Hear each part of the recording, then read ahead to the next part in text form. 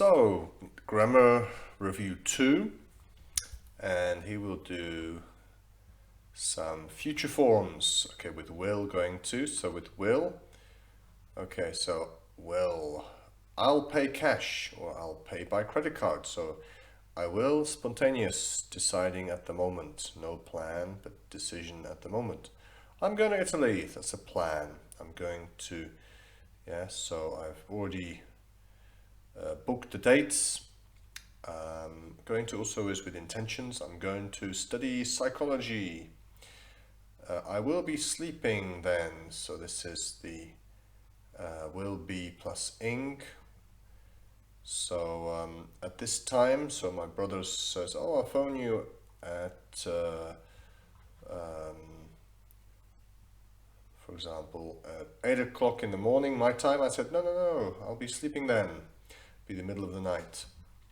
So I will have read the book by next week. So I will have done something by deadline in the future. So I will have been playing for 5 hours by this evening. So again, this is the continuous. I will have been doing something for a period of time by a future deadline. Okay, so I'm seeing the dentist tomorrow. So arrangements, we like to use the present continuous to arrange meetings, things like that. I fly out tomorrow, this is the present simple, for scheduled times, for example. Okay, so let's do the next one. Past simple, past continuous, and past perfect. So let's make a longer sentence. So for example, I was running when I tripped over a rock that I hadn't noticed. So past perfect here.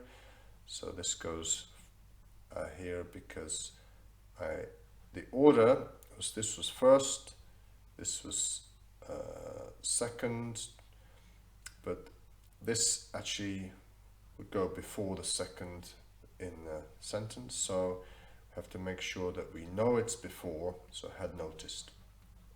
Okay, so among or between, do you know how to use those? I think it's fairly simple. So I feel good among friends. So among is more than 2, so 3 or 4, and between you and me, so between is only 2 people.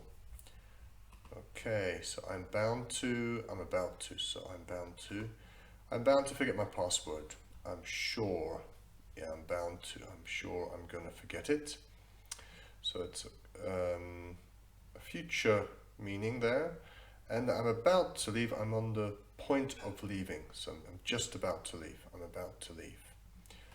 Okay, that's it. No, it's not. Change to passive. So let's practice the passive.